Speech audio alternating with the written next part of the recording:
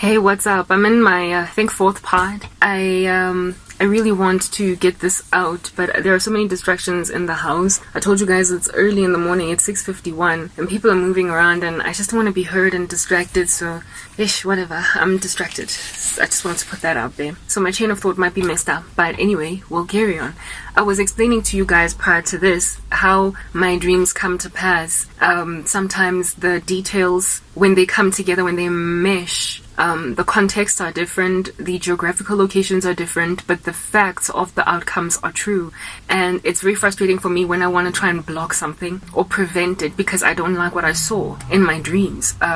Like an infiltration, the worst thing, the biggest thing for me, really in this persecution, the greatest struggle I've had is a forcefulness by people to try and make me marry a man that does not know God, that is dishonest, that is essentially a spiritual harlot because he's into witchcraft. Because I know that it is a strategy that is in attempting to derail me from God or to disqualify my witness, my testimony, to discredit me. I know it's a very big, poignant strategy. So for me, prevention is better than cure. Like avoidance is better than having to deal with the pain of the aftermath, the patchwork, the swabbing of a wound. I would much rather not have to go through that. So avoidance is ideal for me, but I don't sometimes get to avoid. I just have to go through the storm, and upon going through the storm, conquer by the Spirit of God, overwhelm, resist essentially the devil, that he might flee from me, as opposed to avoiding the devil altogether. You can't always avoid the devil because sometimes he's put in your path to test you. So now when you are being tested, you have to write the exam. You can't expect to get to through university, for instance, using it as an analogy, without actually writing the examinations, albeit having studied really hard. Like you don't get to study all of your content from varsity. Let's say you're a med student. You don't get to study all the fields of medicine. You don't get to cut up cadavers and everything and learn the craft very theoretically, but not write exams and still qualify as a doctor. You could have all the knowledge under heaven that is necessary to make for a great doctor, but in the absence of somebody actually testing that knowledge, you can't succeed. You can't responsibly be qualified as a doctor. So studying the word is one thing, but actually putting it into practice and God testing you to now work it out with fear and trembling is another thing altogether. And I have tried in my Christian faith, because I'm so sick and tired of hurt, of striving, and just the sorrow of telling people this is what I have believed in, just accept it, take it. Like, I am a child of God. I don't want to go back to that old life. I don't call me back. I really get very frustrated with people who are especially the people who are trying to win me for the darkness. I'm just like, what part of I'm not interested are you not getting? Like, I don't want this. But people are forceful, they don't care, and so too is the Satan that uses them for that purpose. And so for those reasons, I have to constantly keep on getting endorsed the same rubbish over and over and over again, with people trying me over and over and over again, over and over again, only for me to over and over again pass with flying colors that test, right? So I can't just study the scriptures, know that God says flee from sexual immorality. God says do not be unequally yoked with unbelievers. God says the greatest of these is love. God has given us some commandments and some precepts and some prescriptions as to how our lives ought to be. And it's all good and well for you to be like, I'm about that business, I believe. I take it, but it's another thing altogether to actually write the exam and pass it within the time span that you've been given. So I long story short, I hate exams, even though I am quite the academic in studying. Like it's like putting in the time in med school to actually really just go through all those thick books, night upon day upon night upon day, grinding, burning the midnight oil just to consume content, memorizing the human anatomy, everything, and then just like not wanting to write an exam because you get the shakes, you freak out, you sweat, and you are worried that you're going to fail, but you've got the content, you've studied, and you are ready essentially 100% to write, but you would much rather not go through the nerves of writing an actual exam. I have a thing about being tested.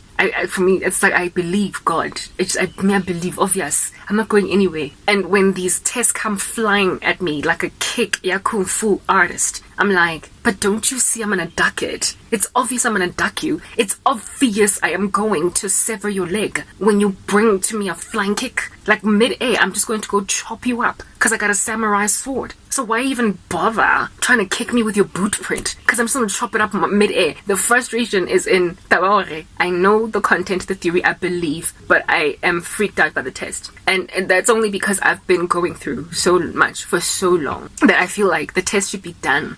The exam should be done by now. It's been 8 years of persecution. I have been long suffering sufficiently. It's time for me to now go and finally just be a doctor. Okay, let me just go practice like medicine. What is with the exams? The extra. In my 10th year, 20th year, how many years must I be in school? But God knows when he's going to take us out of this. So another challenge that I've got is in the fact that I keep on getting tested with the same thing over and over and over again. There is one poignant, very particular, like erect, it appears monolithic strategy against me at present, and it is to ward me off to an unbeliever first and foremost. Secondly, ward me off to a man that I did not pray to God for. In light of the things that I put down on a piece of paper, the petition to God. He says, ask me and I will give you. And when I do give you, when you wait for me, you will receive exceedingly and abundantly that which I have, that which you have asked me. I'll give you exceedingly and abundantly more than what it is that you have asked me. I will give you what mind never saw, like neither eye has seen nor ear heard. No mind conceived the things that God has prepared for those who wait on him. Indeed, that speaks about eternity, but it also speaks about what you gain from God upon waiting for him here. The fruit of delayed gratification. The Lord makes it clear that if you wait for me, what I give you, you won't even be able to fathom it when it comes into your path. It's going to be so much more than what under heaven it is that you asked for, that you're just going to know that I done given you a good and a perfect gift, which is from above and from the Father of heavenly lights. So if you then as a Christian pray to God about something and you are long suffering in waiting for it to come into your pathway, if you allow yourself an unroot getting that gift, if you allow yourself to down tools and throw in the towel midway or 3/4 in or even 8/9 in to your fulfillment of that long suffering before you get your gift from God, your present, your reward in the end for waiting, the earnestness of it all. Do you understand the level of discrediting of your testimony that is going to be shrouded by that compromise? You will have waited for 10 years for something from God, and literally 2 days before you got it, you decided to settle for something else. And so people are going to look at you on you waited 10 years for that? You waited 10 years for this? Like, this fluffy little banana peel, like, thing? Goodness gracious, like, if you had settled for something that was put in your path 5 years ago, you would have gotten something better than what you're getting now. But now you're settling because you are tired of waiting. You are exhausted and you're freaking out that time is passing you by. It's flying right by your nose, and so you're taking it in your stride. I am not that young. I am 38 years old, and I've been waiting on the Lord for a husband for 11 years since I came to Christ. I was only 26 and a half when I got saved.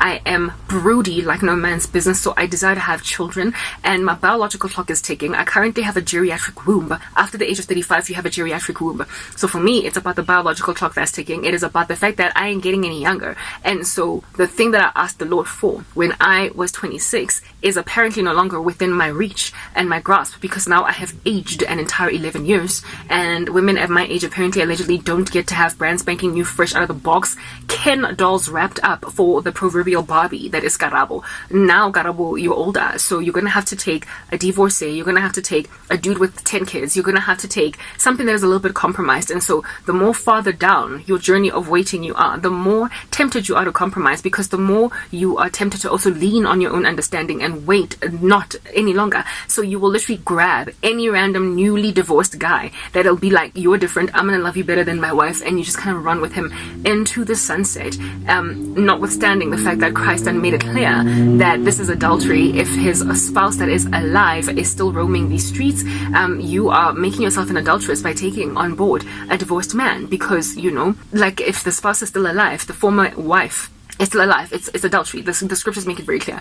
But when your geriatric womb is gawking at you, and you in and of yourself are older, you know, and you feel as if though, but what's there left for me, you might find yourself compromising. And so I am being lambasted by the pursuit of that level of compromise like no man's business. Let's move to the next.